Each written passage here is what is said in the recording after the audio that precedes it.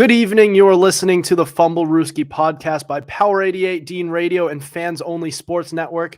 Guys, we have reached the draft. It is the eve of draft day. We have plenty to go over, and we are going to be going over our first ever mock draft, the official mock draft for the Fumblerooski podcast. And I know CJ, he's been talking about it literally for the past month, saying, "You know me, I love draft. I'm a big draft guy." CJ, how are you feeling right now? First, let me just say, I'm feeling great, and we need to show it's just like I'm a draft guy. No, I'm kidding. But I'm happy. Just one more sleep till the draft. I hope the Patriots don't do anything stupid. Yeah, and then I don't have to, once the draft is over, the best part of this draft is going to be that once this draft is over, I don't have to hear from CJ for the 10th time every day saying, "You know me, I'm a big draft guy." He says it the exact same way every single time. We get it. Apparently not. And you guys are going to find out just how much this guy loves Devin Lloyd. This guy has some Devin Lloyd in his pants. And Dude! To cover That's hard. This is a that's PG-13. No, it is. What? It's close enough. We're going to teach you about the birds and the bees, ladies and gentlemen. Dude. All right. I'm not trying to catch a case. No thanks. We're fine. All right. Guys, so we're going to split this into thirds. We're going to go picks 1 through 10 in the first segment, then 11 through 20 in the next segment, and then 21 through 32 in the last. And then we'll have the fan box where we'll ask you guys about the draft. So this is going to be an awesome episode. So our first official Fumblerooski mock draft starting now. So I'm going to be covering the top 10 picks here. So number 1. You guys ready? Drum roll. With the first pick in the 2022 NFL Draft, the Jacksonville Jaguars select Aiden Hutchinson, edge, Michigan. Smart move. This has been pretty much it's been pretty much the consensus number 1 pick, if there has been. There's been a lot of number 1 picks. There's been a lot of noise for Trayvon Walker to go number 1. And a lot of people love that pick, which does lead me into the number 2 pick with the Lions taking Trayvon Walker, edge, Georgia. So this is a guy who, the Fumblerooski podcast stands in unison by saying we do not like Trayvon Walker. But we are not talking about what we think should happen. We are talking about what we think will happen. And Trayvon Walker's draft stock has skyrocketed in the past few weeks. It's as the closer we get to draft day, the closer. And like I said earlier, this guy could go number 1. There's a possibility. Adam, I just want to jump in and say, as of right now, the betting odds of Trayvon Walker going number 1. Don't do it, Jacksonville. Don't clown yourselves further. Do it. Tuck just wants to have the laugh. All right, at number 3, we have Kayvon Thibodeau. Thibodeau. I always get that confused. It feels like it should be Thibodeau. Yeah. It should be Thibodeau, but it's Thibodeau. Edge, Oregon. You know the Texans. For the past 10, 15 years, that team has been built around defense, and their defense has kind of faltered in the past couple of years, and I think they're going to try and restock it, starting with this draft, and that goes with drafting Kayvon Thibodeau. He's the only one who could get kind of close to what J.J. Watt was and sort of somewhat replace that production and become that household name. Kayvon Thibodeau to the Texans. So at number 4, we have Sauce Gardner, cornerback, Cincinnati. He goes to the Jets. The Jets, this feels like a slam dunk pick to me. If he is available to the Jets, he's not only a need, he wouldn't be a reach because this is one of the better cornerback prospects that we've seen in a really long time. And this guy could be something special. Now, there is a lot of a lot of buzz for Derek Stingley, and he's going to be awesome too. But because of his injuries lately, he falls in the draft board, and he falls on ours as well. And we have the Giants at number 5 taking. Excuse me for the pronunciation. Ikem Ekwonu. I think it's pronounced Ikem Ekwonu. Ikem Ekwonu, offensive tackle, NC State.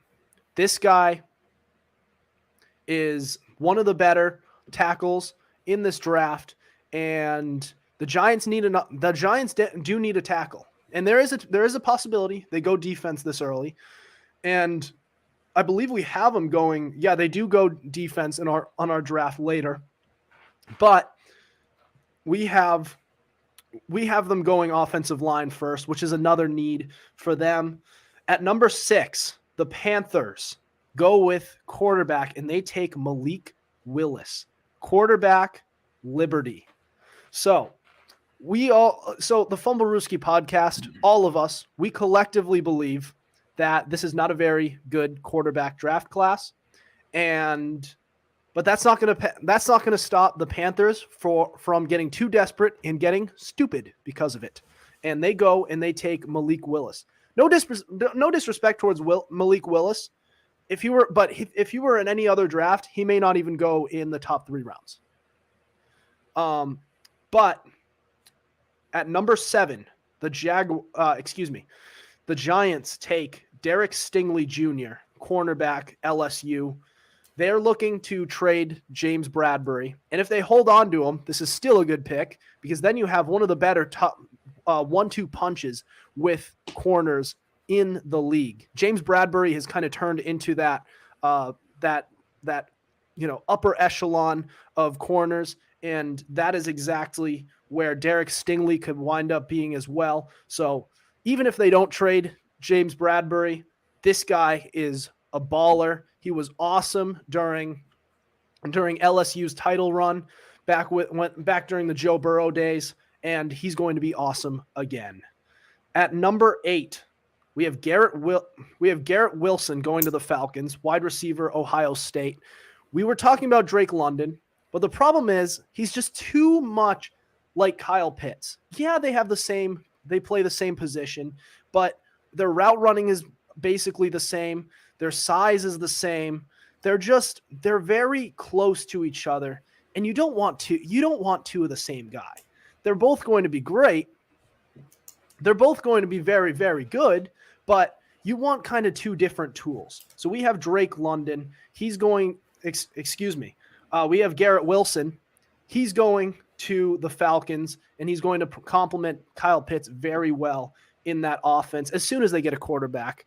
No disrespect to Mariota, but you're not the guy. Sorry, you're not that guy.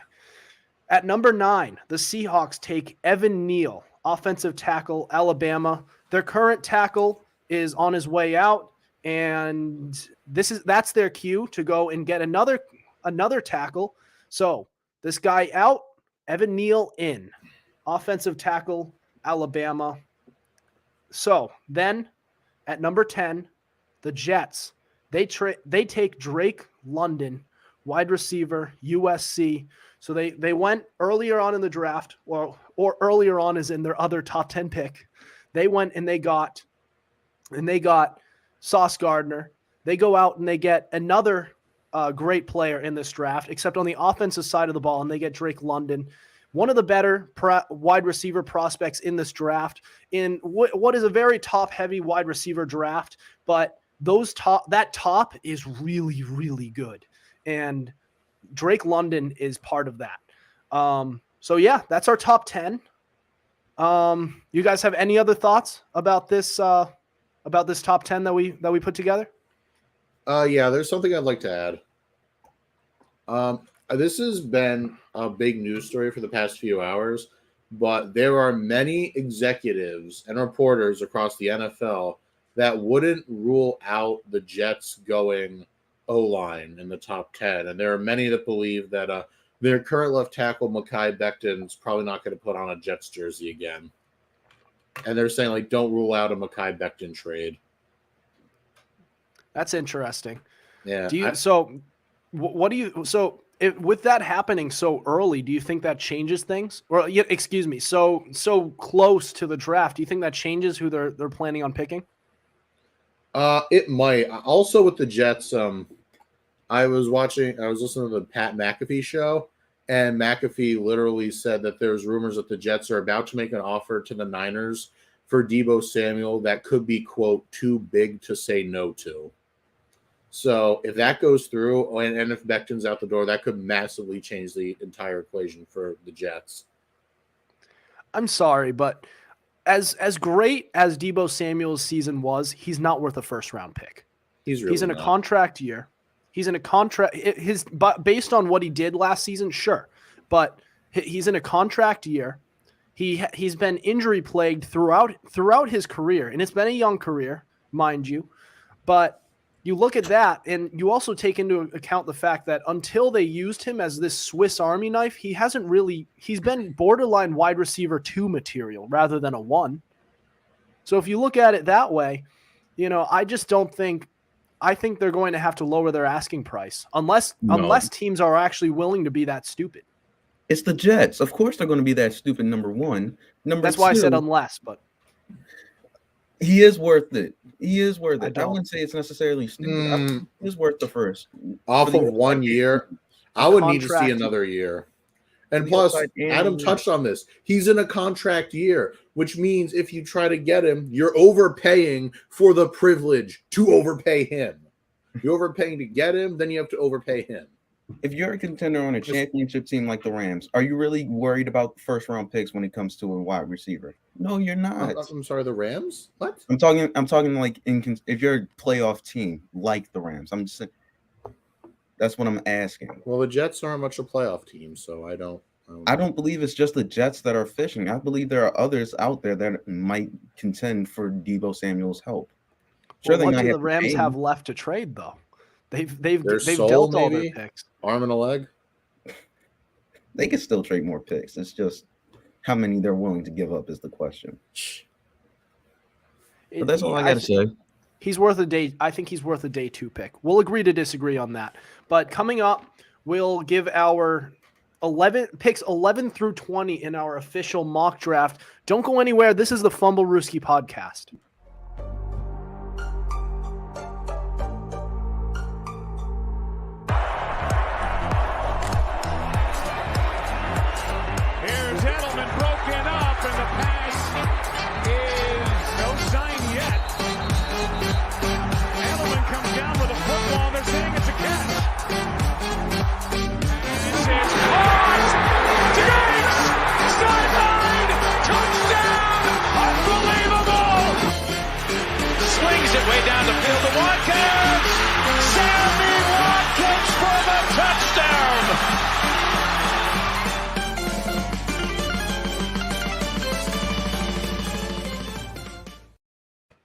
Welcome back to the Fumblerooski podcast. I'm Adam Wright, CJ Medieros, Justin Tucker here with you, and we are going into our top.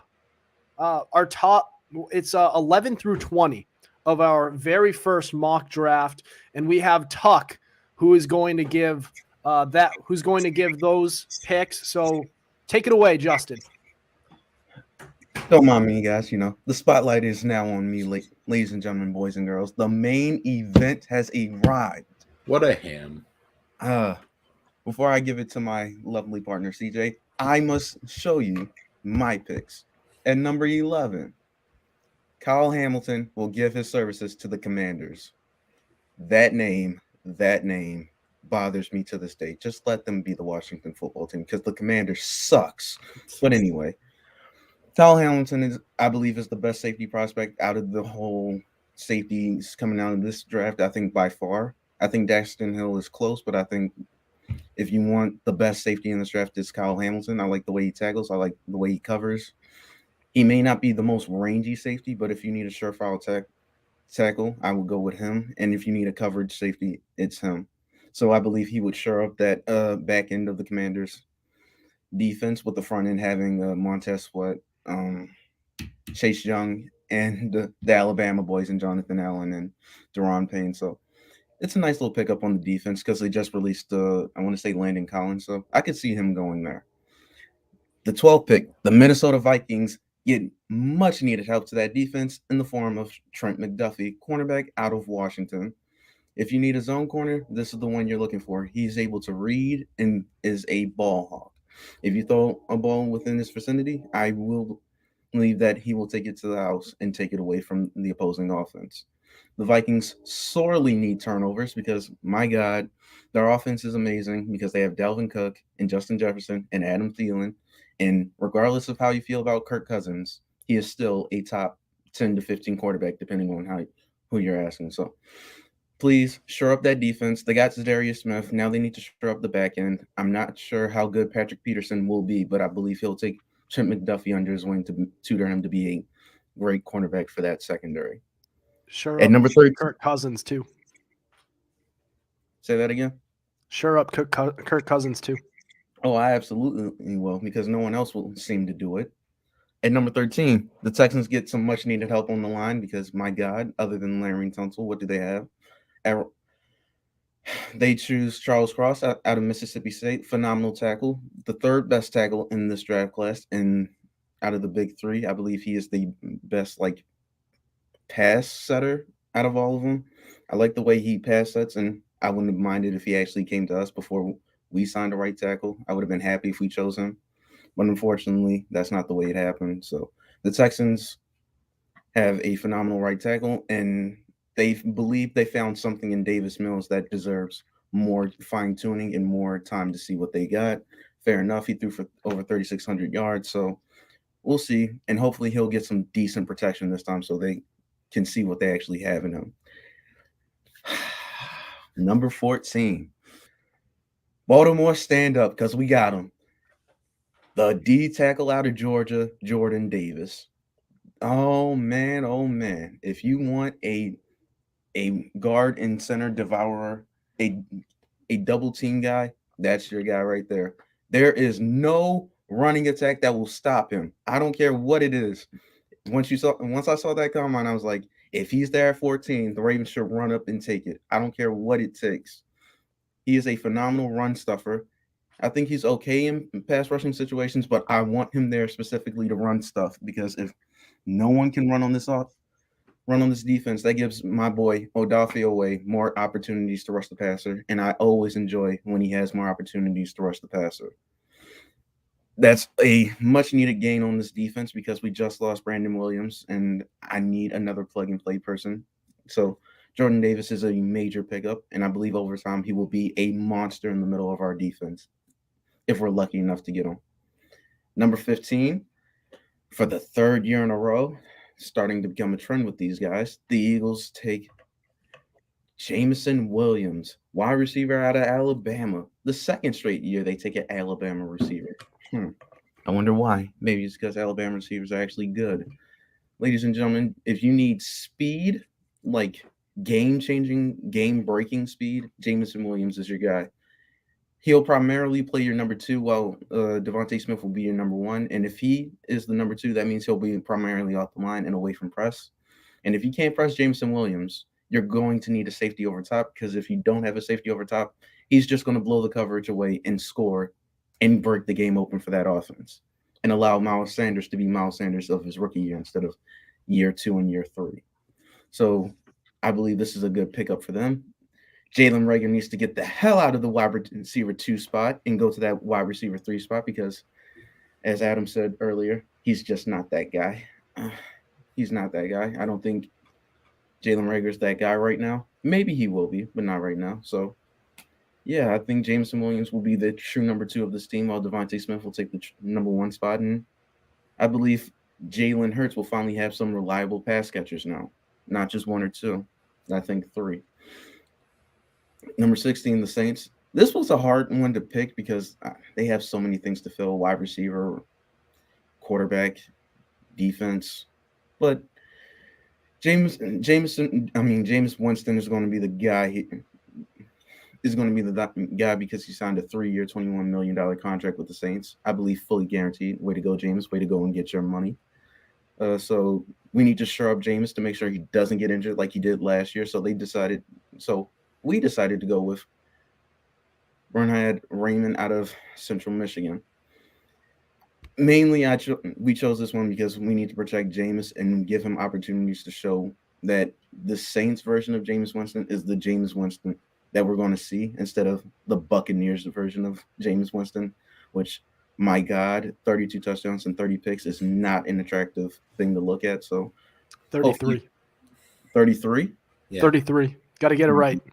33 touchdowns. My bad. I was off one. I'm doing this off the top of my head. So hopefully he can get the protection he needs. I believe they have okay players to.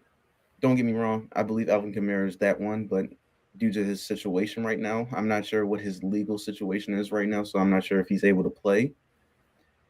And I'm not very blown away by what he has as pass catchers unless Michael Thomas comes back. If Michael Thomas comes back, I'll be happier with what he has, but until then, we need to show up protection so he has enough time. And what's this I see? Eagles again. Now, we gave them George Karlaftis. George Koloftis. Sorry, forgive my pronunciation. I always struggle with his name. George Koloftis, edge out of Purdue. Me and CJ have been going back and forth about this pick. The reason being is he believes he's the third best edge rusher in this draft, and he believes he needs to be much higher. And you were kicking and screaming about us not putting George Karloftis at number 14 to the Ravens because you just needed Jordan Davis. First off, we just lost our D tackle. That's one. Number two, we already took an edge rusher last year, and we're not the Eagles. We don't continue to take the same position over and over again. I mean, you could go either way. And number three, it depends on where you value George Koloftis. I think he's a good player, but people value him in the lower half of the draft. I'm not saying that's fair. That's just the way he's ranked at this moment in time. Fair enough. I don't think it's a reach for people to come up and take him. It's just the way he is. And I think people can get value if they get him later in the draft. So I believe the Eagles found this value in taking him because I believe Derek Barnett, I'm not sure if he's in the 5th year of his contract, but I think he's signed for his 5th year. So we don't know how that is going to go. So it's nice to have someone to shore up that side. Josh Sweat is also on that line. They re-signed Fletcher Cox to a 1-year deal. So that defense needs some much more fine-tuning. I would have preferred a corner opposite of whatchamacallit, Darius Slay. Yeah, Darius Slay. But I don't think there's any good corners that would suffice a first-round pick right now other than Andrew Booth, who's more like a late first. And I don't think he's worth the value here. So I believe George Koloftis is the much better player in this draft. Go back to number 19. The Saints finally get their guy at wide receiver, Chris Allave, another Ohio State wide receiver taken off the draft board, and to pair up with another wide receiver from Ohio State, Michael Thomas. I believe if Michael Thomas, when healthy, is a top 5 wide receiver in the game, no questions asked. And so if he can get back to form, I believe that will be a tremendous duo because I believe because Michael Thomas will be the X receiver, and I believe Chris Allave will be the slot and just destroying nickel corners with his height and speed and get one-on-one balls and score. So if you give Jameis Winston this weapon, I believe he'll know what to do with it and go from there. And that leaves me with the Steelers. Jesus, they're ugly. Anyway, they need a quarterback because Big Ben just retired and they don't really have much of a choice elsewhere. They signed Mitchell Trubisky, for God's sake. With that said, they choose Desmond Ridder, quarterback out of Cincinnati. No quarterback this year deserves to go in the first round, but since there's a lot of quarterback-needy teams that need a quarterback, it's just the way it fell. Mike Tomlin is in love with Desmond Ridder, and I wouldn't put it past him to take a quarterback that he likes that is available at the 20th overall pick. So Desmond Ridder is the guy for them. If he can sit for a year or two and learn under – I can't believe I'm saying this – learning under Mitchell Trubisky and learning the offense, I believe he has enough talent around him to be successful in the league, and that defense is no joke. I might rather go with Baker Mayfield or Jimmy Garoppolo over these two idiots who are taken in the top 20. Jimmy Garoppolo? You mean porn star Jimmy? Oh, God. Exactly. It's exactly. Hey, you know what she said? Everything she touched turned to gold, including Jimmy Garoppolo's ACL that season. Yeah, I don't know, man. Like with Desmond Ridder and all. Like personally, I don't understand why he's shooting up people's draft boards. I really, really don't. But mark my words, Desmond Ridder is going to have to completely remake his game at the NFL. His footwork is meh, and his throwing motion hurts me. It's weird and exaggerated, kind of like that. And it's, and his ability to read defenses is not something that you would expect from, an NFL caliber player. But I digress. You do you, Steelers. Yeah, let the Steelers be the Steelers. With that said, that is picks 11 through 20. Guys, how do you feel about the picks so far? Well, other than Desmond Ridder. Well, no wonder this is what we think they're going to do and not what they should do.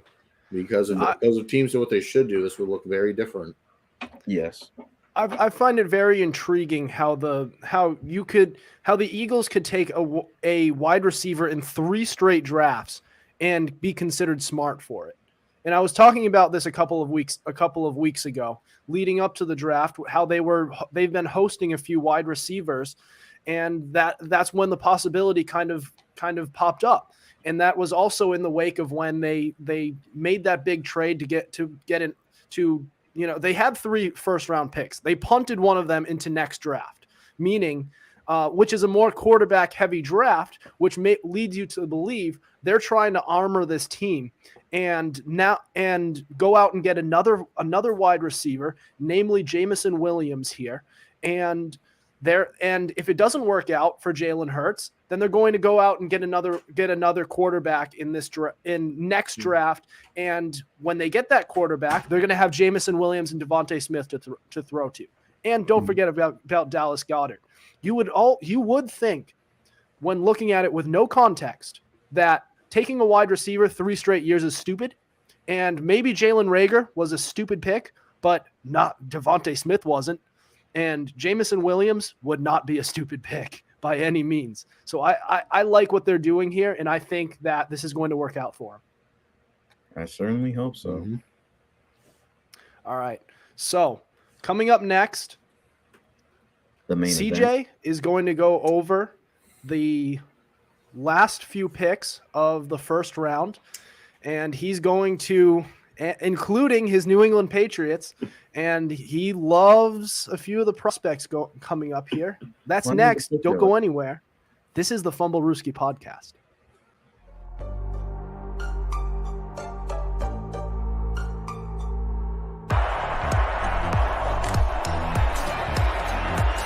Here's Edelman broken up, and the pass is no sign yet. Edelman comes down with a football. They're saying it's a catch. It's caught! Diggs! Sideline! Touchdown! Unbelievable! Swings it way down the field to Watkins! Sammy Watkins for the touchdown!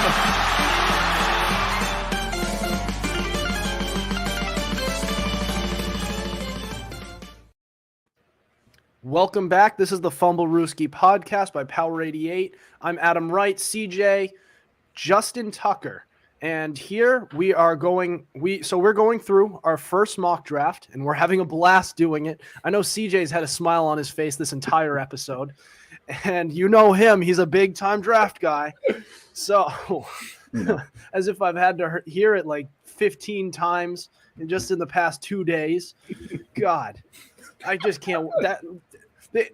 Forget about the hype for this draft. Just the fact that CJ is going to finally stop saying, "You know me, I'm a big time draft guy." That's going to be the highlight of this entire thing. I hope he comes back saying that. What's that? He'll be saying it talking about the 23 draft. Yeah. Mhm. Yeah, you never know. You know me. I'm a big time draft guy with that little grin he always makes when he does it. Well, God. I don't even say big time. Come on now. You know, All I right, was going to open with it, but no. I guess we're not doing that. If you do, I will walk over What? to that during the broadcast.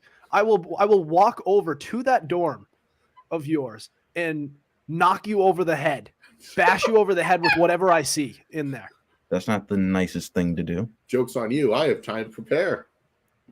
All right. All right. You'll be too busy talking about these picks, which you need to get to. All right. Take it away. All right, then. Let's go. Nice. All right. I had to open with that. Okay. So let's get down to it.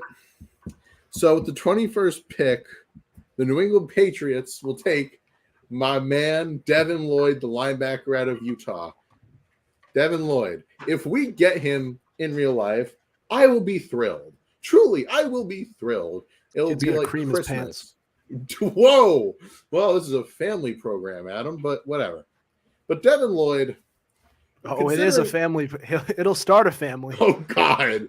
Well, then, that was awful. But if you look at Devin Lloyd, and if you're the Pats, he's got everything you want. Speed, athleticism, great tackling, leadership, decent in coverage. Basically like Dante Hightower, except fast and not old. And if you're the Pats, that's what you need. That's really what you need. And say what you will about our corners, but our middle linebackers are like Jawan Bentley and Mac Wilson. We need Devin Lloyd. Of course, we go corner. I can't complain either. But Devin Lloyd, that should be the target. Now, regretfully moving on, with the 22nd overall pick in the first round, the Green Bay Packers will grab the Georgia wide receiver, George Hickens. Yeah. Now, with George Pickens, what can I say? Rangy, he beats the press easily, good hand, well, decent hands, and he's pretty fast for a receiver of his size. And he's kind of built like Devontae Adams, and he's really what you want in a wide receiver one, considering that the Packers' current receiver core is Alan Lazard, who's never been better than wide receiver 2, old man Randall Cobb, and the injury-prone Sammy Watkins. Now, 23rd overall pick, the Arizona Cardinals grab Clemson corner Andrew Booth Jr. Now, there's a lot to like with Andrew Booth. He's a fluid mover and a ball hawk. He's kind of – I've heard some people liken him to Trayvon Diggs. He's a ball hawk, but he does let up his fair share of plays. I feel if he goes to the right system, he could overcome that. But I really like Booth to the Cardinals, considering how defensive back needy they are. Now, number 4 might come as a bit of a shock that he's going this high, but don't let it fool you. With the 24th overall pick, we have the Dallas Cowboys taking Travis Jones, the defensive tackle out of Connecticut. Now, Connecticut's a small football school, but Travis Jones is a beast. He has great leverage. He's able to pancake linemen with ease, and he is strong. Perfect for a Cowboys defense that's kind of weak in the interior, if I do say so myself. Now, 25th overall. This might shock some people, but the Buffalo Bills will take the guard from Boston College, Zion Johnson. You got to keep your man Josh Allen. You got to keep him safe. And Josh Allen was running for his life last year. The ends of the line are fine. The middle is fine, but you're going to need a guard. And because I don't think their current guards cut it. And that is where Zion Johnson comes in. Big, agile. He's basically like a mountain on roller skates. So that he's definitely going to be someone, if you're a Bills fan, you should be happy to get. Now, 26 overall, the Tennessee Titans will grab Nakobe Dean, the linebacker from Georgia. Now, I've seen a lot of mock drafts on social media, and all the Titans fans are like, no, we don't want a linebacker. Stop mocking a linebacker to us. Hold on. Sorry about that. But there's no, stop mocking a linebacker. Well, I have news for you, Titans. You need one. You lost Rashaan Evans and Jayon Brown to free agency. Linebacker is you it's got to be at the top of your needs. I'm sorry. And there's no shame in grabbing Nakobe Dean. Now, 27th overall, the Tampa Bay Buccaneers take Kenyon Green, the guard from Texas A&M, another guard-needy team. And if you look at Tampa, they lost Alex Kappa because he into free agency where he signed with the Cincinnati Bengals, and they lost Ali Marpet, who retired early. So, yeah, guards become a bit of an issue, but if you can get Kenyon Green, you should take him. Because, look, Tom Brady is entering his age 45 season. And let's face it, one bad hit, and if he gets folded, it ain't going to be pretty. You need to protect the old man. Mm-hmm. Next, sticking with the theme of interior offensive line, the Green Bay Packers take Tyler Linderbaum, the center from Iowa. Linderbaum is far and away the best center prospect of like the last decade. He has it all. He's fast, he's agile, and he is strong. His leverage is great. And truthfully, you can make an argument he's one of the best prospects in the class, but since center isn't a big flashy position, he gets overlooked. Mm-hmm. Now, 29 and 30, the Kansas City Chiefs have back-to-back picks. So at pick 29, the Chiefs take Kaiir Elam, the corner from Florida. Elam is a great press corner. He's physical. He's big and rangy. He can bully around smaller receivers, and he's got terrific ups, as it were, to grab interceptions. My only knock on him, and I mean like my only knock on him, is that he can be a penalty machine. Like, he gets a little too grabby with receivers, and trust me, the refs in the NFL will call that 11 out of 10 times. So you got to be careful. And moving on to pick number 30, the Chiefs again get an absolute steal. Jermaine Johnson II, edge rusher out of Florida State. Now, Johnson is a bit of a weird prospect because I have seen him go as early as pick 4, and on top of that, I've seen him going last. I've seen him not getting drafted. I have seen him everywhere. So I literally don't know where he's going to go in real life. But, I mean, I have no idea. Like I said, I've seen him go as early as 4, and I've seen him fall out of the first round. But with Zion Johnson, you're getting a great speed rusher. He's got great footwork, good swim moves. And if he falls to Kansas City, they'd be a fool not to take him. Now, 31, the Super Bowl runner-ups, Cincinnati Bengals, take Michigan defensive back Daxton Hill. Daxton Hill is another name that has shot up draft boards, and for good reason, too. Notice I didn't say corner or safety. I said defensive back. That's because he can do everything. He can play free safety, strong safety, and he can even slot in at outside corner or slot corner. This guy he's a good chess piece. He can play all over the field, and he's just very dangerous to throw to. He's always looking for the interception. And finally, the Detroit Lions at pick 32, the closest they've ever come to winning a Super Bowl, if you know what I mean. And they are going to take Louis Cine, the safety from Georgia. The Lions could go a few different ways here. A lot of people want them to go quarterback in the first round. This is something I wholeheartedly disagree with. You got Tracy Walker back at strong safety. That's okay. But you're going to need another safety. And don't go in corner for another year. Take a relatively safe bet with Louis Cine. He can catch the picks and he can lay out the hits. And that's the end of the first round. Mm-hmm. All right. Well, there you have it. That is our 2022 NFL mock draft and the Fumblerooski podcast's first official mock draft ever.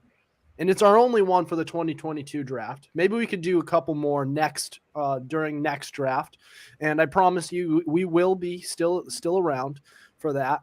But so what do you guys think of these picks?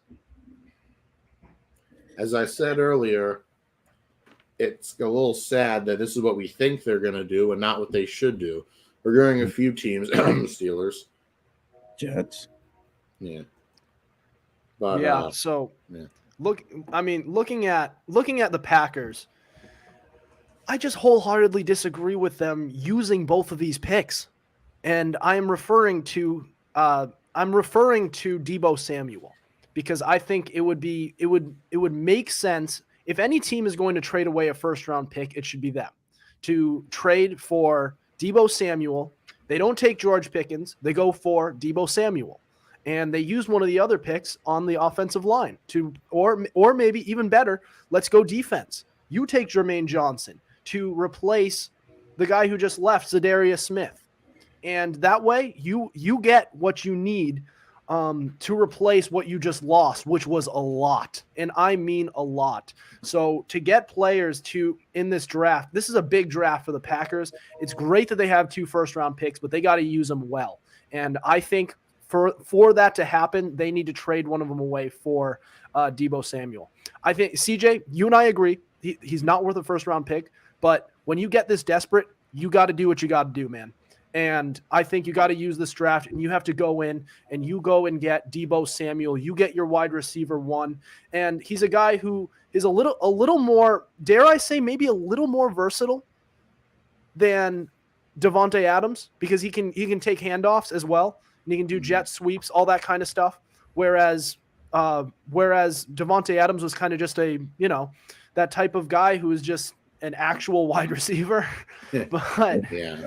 Y'all need to stop. Y'all really need Wait, to. hold on. Adam, the one thing I'll say about a potential Deebo Samuel to the Packers trade is that if you look at the Packers' first rounders, they have 22 and they have 28. Meanwhile, if he goes to the Jets, I'm hearing the Jets are willing to part ways with the 10th overall pick.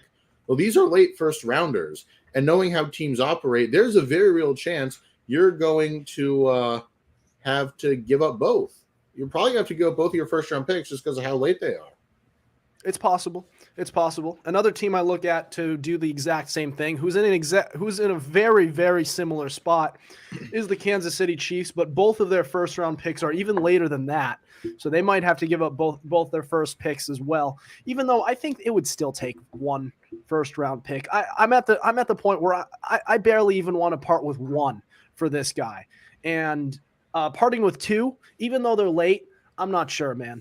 But like we said, you really just got to do what you got to do when you're this desperate. But coming up next, we have the Fumblerooski fan box. Don't go anywhere. This is the Fumblerooski podcast.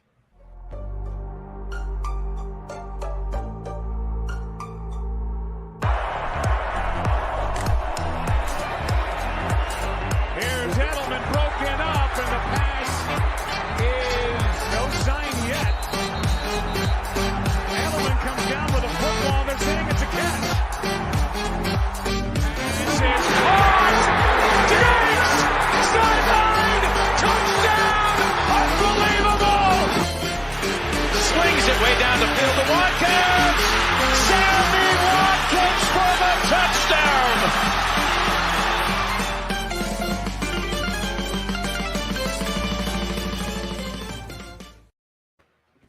Good evening. This is the Fumblerooski podcast. Welcome back. I'm Adam Wright, CJ Medieros, Justin Tucker with us.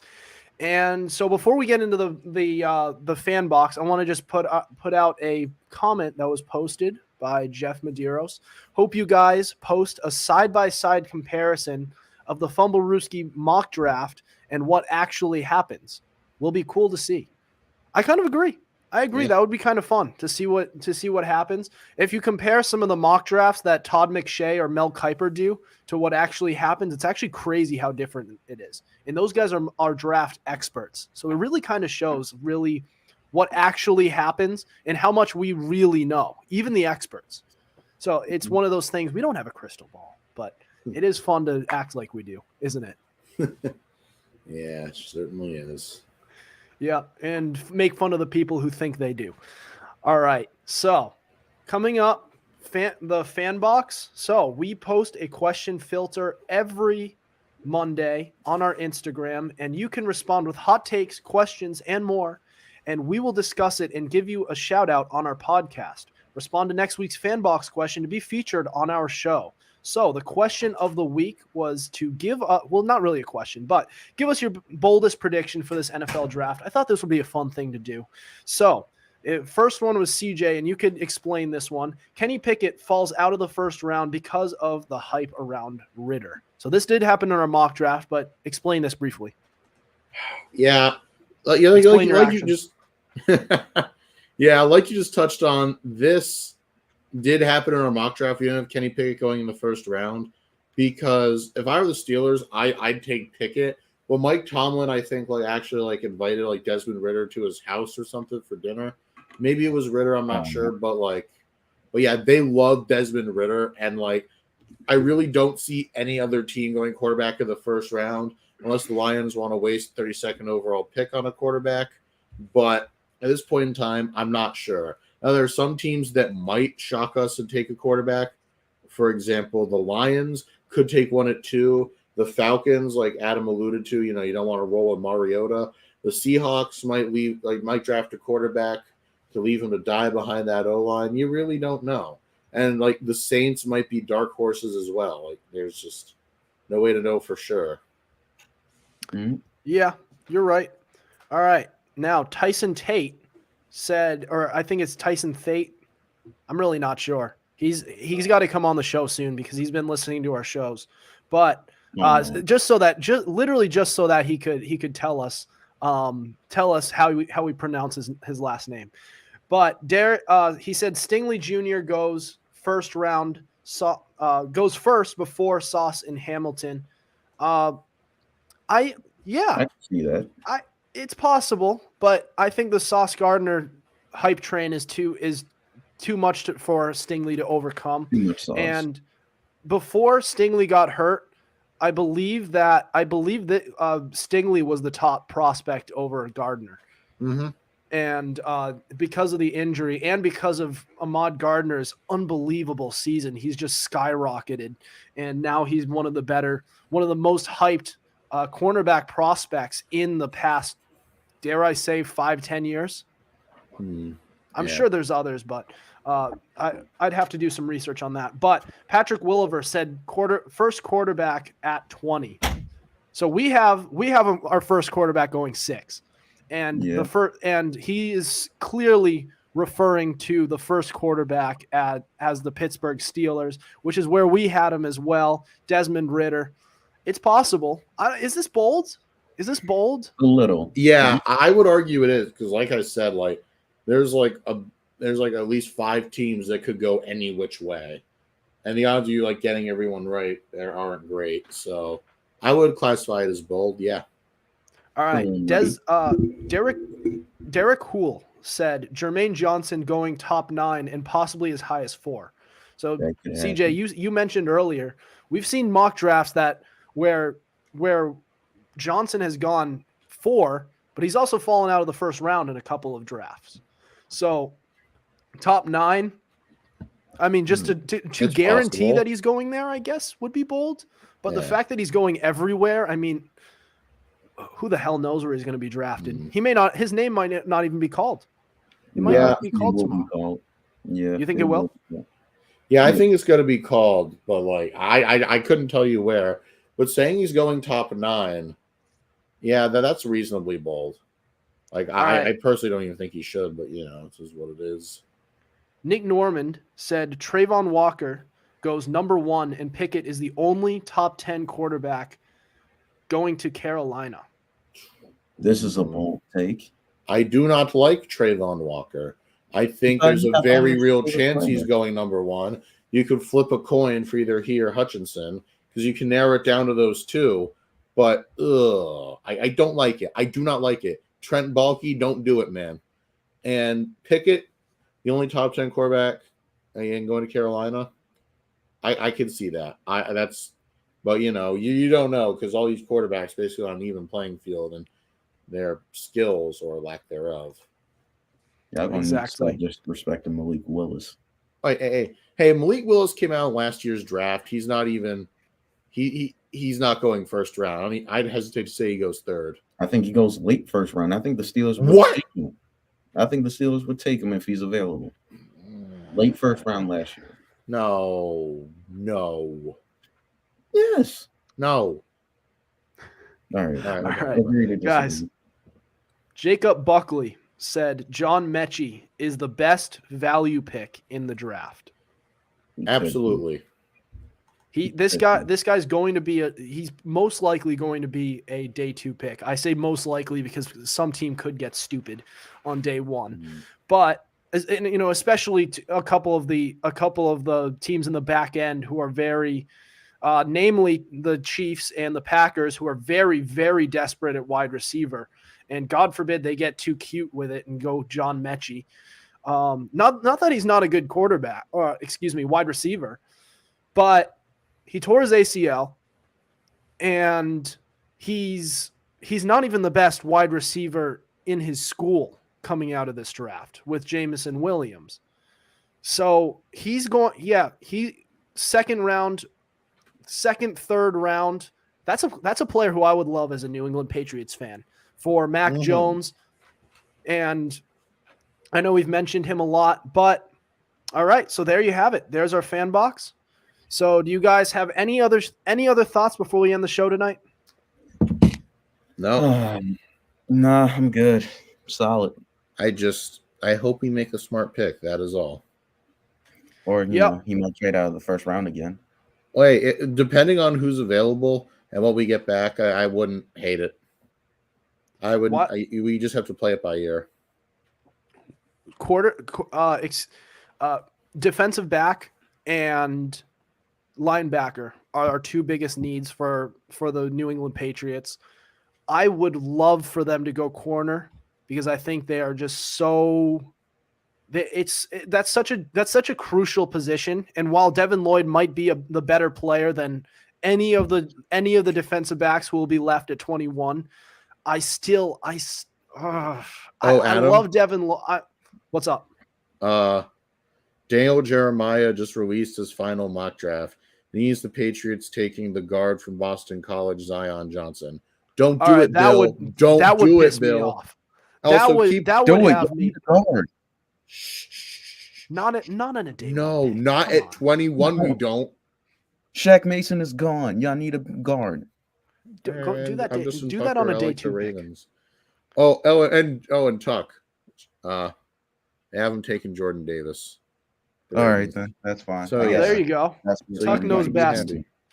If they imagine they take Jermaine Johnson or George Karlaftis. Bro, if they take George Karlaftis, I'll die laughing. CJ will text me or even call me saying, I told you. Yeah, all right. Yeah, I totally would. All right, guys. Well, that'll do it for us tonight. Thank you for listening to us. Be sure to tune in to us live Tuesdays and Thursdays at 7:30 on Twitter and Facebook through Fans Only Sports Network. Be sure to subscribe to our YouTube channel. We also have all our episodes available on Spotify, Spreaker, Apple Podcast, iHeartRadio, Google Podcasts, and so much more. Also, be sure to follow our Instagram at Fumblerooski_podcast to keep up with our podcast and the latest coverage on the NFL.